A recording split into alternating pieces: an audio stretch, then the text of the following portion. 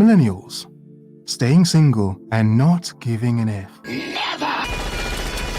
Not giving an F. I mean, it is interesting how a lot of 80s babies have completely abandoned the dating pool, any thought of marriage, relationship, or anything serious. A decent amount of millennials, especially men, are content living their lives. But that's not good for society, is it? No one cares. For the birth rate, for the economy. Millennials have been blamed for a lot. We've been called lazy, entitled, self-absorbed. The list goes on. And it's true, we love our phones, we love avocados and Instagramming lattes. But are millennials ruining marriage? Well, the stats suggest possibly. There's no such thing as love, it's fantasy.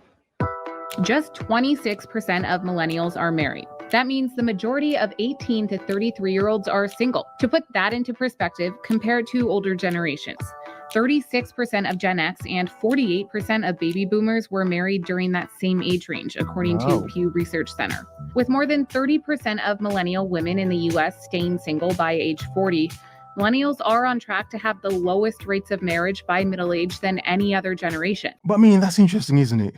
Now, I've been making this point recently, talking about millennials a bit more because I've noticed this myself. Before I even came across this video, and this video is a couple years old now, it's understanding the impact and effect we have. You're bleeding, man.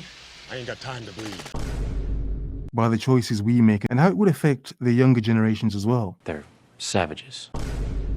And also how defiant millennials are to older generations. People are afraid of what they don't understand. A lot of millennials just don't give an F, basically. None. And we went from not having computers to having computers. We saw it happening. A lot of millennials have experienced dating on and off the internet, have experienced dating before dating apps were a thing. A lot of millennials remember when people who hooked up online. Because you're a loser. People who hooked up online, they were thinking, oh, it's a bit weird. You met someone through the internet. The ick. Yeah. To see what it's become now. Trash already, trash. So this, among a few other reasons, is why I think millennials, we have had a big impact on modern dating. Partially because millennials are reckless. They've been through so much, and we kind of don't care. They lied to us. We kind of don't care. We kind of like, no, we're not going to do what the people before us did. Nope. F that. No. So I think it's because of that defiance in millennials, a lot of millennials, that I think, on one hand, it is sort of effing with the dating pool for a lot of other people. But I don't think it's all bad.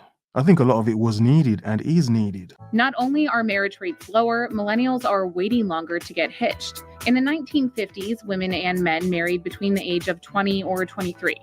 Now, Census Bureau data shows the median age has jumped almost 8 years, to nearly 28 for women and 30 for men. So why are we playing the waiting game? Is it because we spend too much time on our phones? Oh no, finish your tweet. Or because we still live with our parents? My name is George. I'm unemployed and I live with my parents. Turns out there isn't one specific reason. There are many reasons. A study from the National Bureau of Economic Research suggests it could be because more young couples live together before tying the knot, or because millennials are the most educated generation ever, especially for millennial women, or simply more societal acceptance of being single at an older age. Damn right. Again, I don't think millennials give an F. The good thing about millennials, and I think why they're sort of disliked, is a lot of traditional things, they just completely just said F it. It has to be different. I'm going to do it different. I'm tired of this shit. Because it can't work this way. Again, this is why a lot of men are content being single nowadays. Some of them have been there and done it. Bruh. And some have just realized it's not even worth it to begin with. This modern world is trash. What nuclear family are you going to get from this modern world? Pew, pew. More than likely nowadays your family will be infected with nuclear waste. Oh God. Something of the food, the air. More than having a nuclear family. You get the point. And yes, a lot of women make a lot of money now. So on one hand, a lot of millennial men and men in general would rather be single. But there are a large amount of men that just can't find a wife anyway. Bitchless. Maybe they can't find the quality of woman. Proper garden tool. That's all I've got. And a lot of women just, You know, I'm 26, single, and all I do is work. Are they even wife material anyway? A lot of those women just want to bust it open and have fun. So, yeah. The biggest factor, however, is lack of a solid economic foundation, something most millennials deem to be a necessary prerequisite to marriage. Indeed. But when millennials do get married, We rock it. Studies show the generation is more open to interracial and interfaith marriage.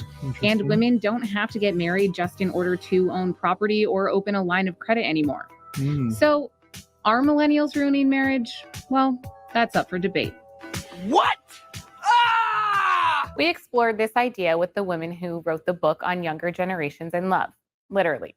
Jean Twangy is a professor of psychology and author of the book, iGen, What Today's Super Connected Kids Are Growing Up, Less Rebellious, More Tolerant, Less Happy, and Completely Unprepared for Adulthood and What It Means for the Rest of Us.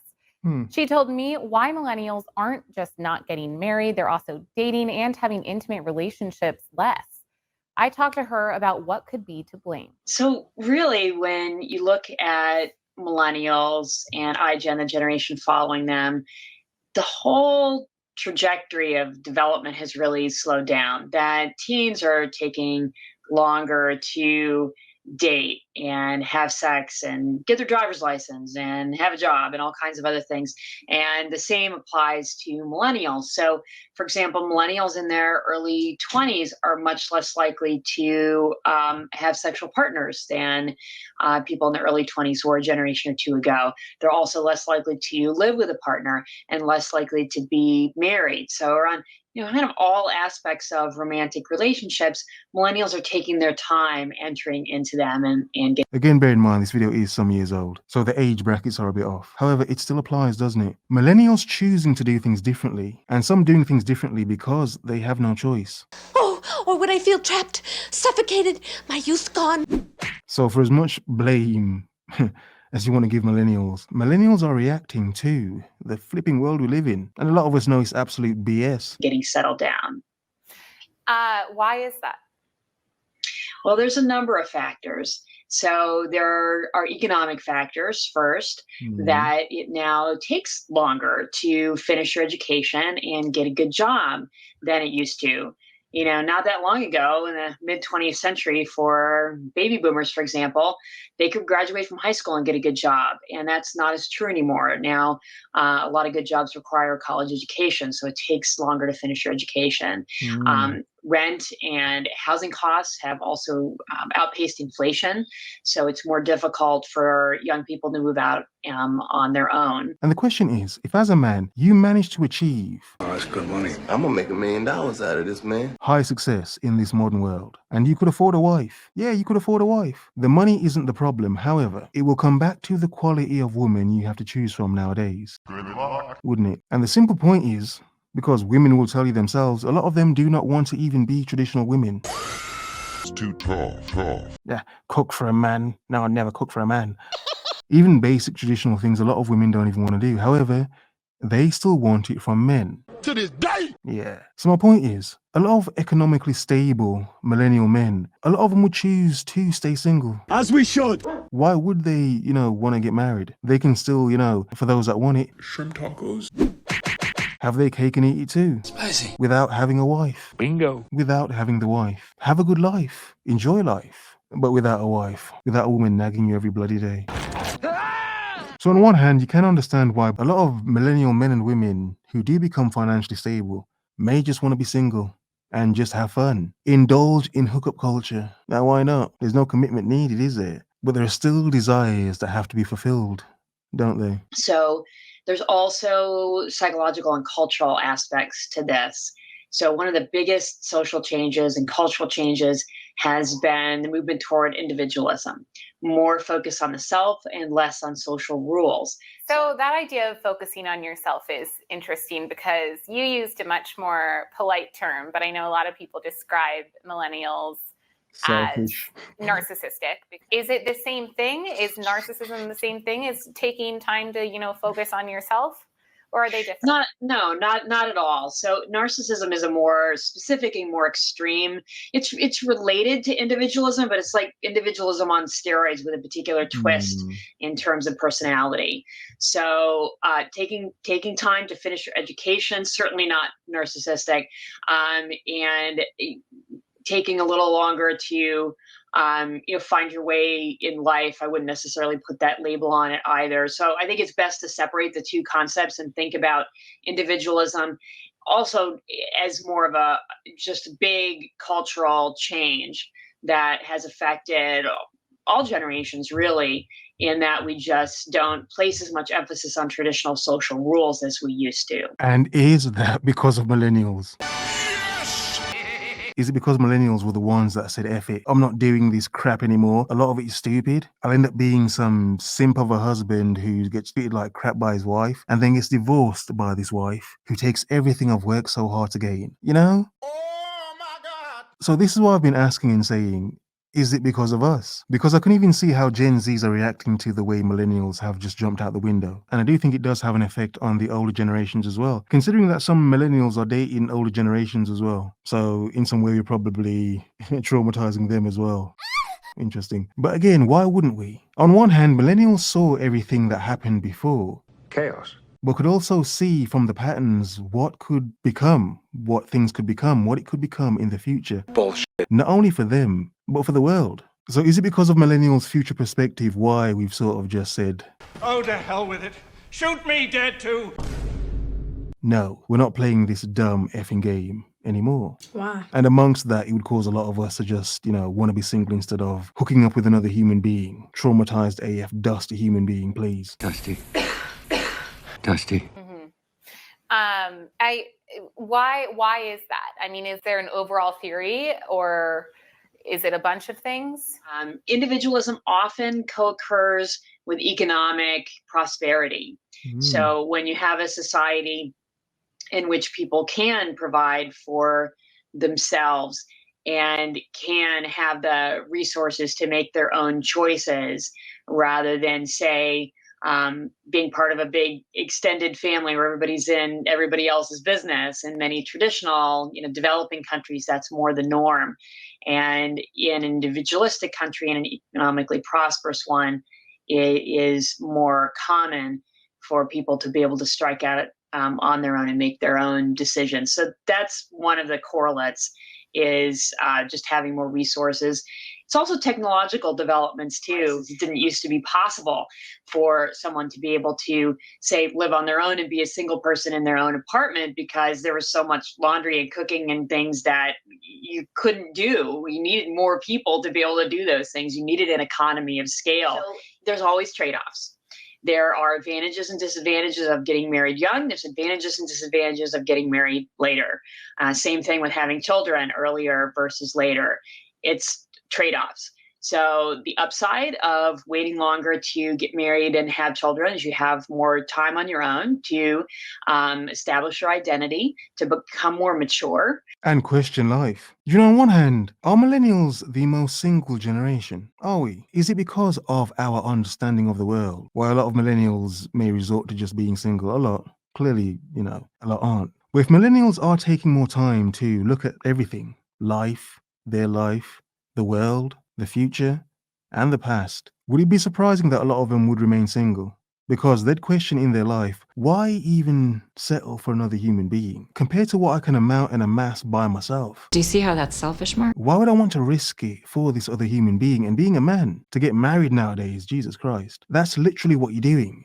You build yourself up, make yourself look good, make yourself a beacon of a man. You've got your life together, things together. A high value man, maybe even. You look appealing to a lot of women.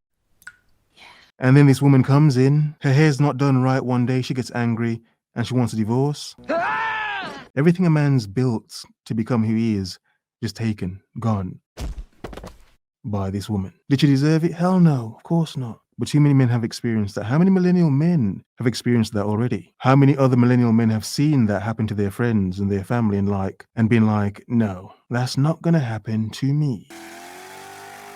Yeah. Individualism, yes. But I think a lot more people are cautious nowadays. And I don't blame them. There are so many examples around you of just trash relationships. You don't need to look far, do you? And to become more economically stable. The downside is you may be a little too set in your ways by the time you settle down with your partner. But the bigger problem often, especially for women, is that you run into the biological clock. I know your book also talks about how millennials not only wait longer to get married, they're not having as much sex in their early 20s compared to previous generations. Is that because of the marriage, or is it, I don't know the facts about this, but I would assume that millennials are a little bit more lenient in terms of, sex before marriage and with traditional rules like that. Yeah, you're right. That's the really interesting thing that shows up in these large national surveys is that, yes, millennials are more comfortable and more supportive of premarital sex, for example. They are much more likely to say there's nothing wrong with that compared to previous generations. So what they're saying, okay, on one hand, it's not surprising. So what they're saying is millennials are ravenous freaks. Of course, they're not getting married. Of course, a lot of them are single. A lot of them do like to get busy. Don't you, millennials, you dirty bastards? Yeah, like to get busy, don't you?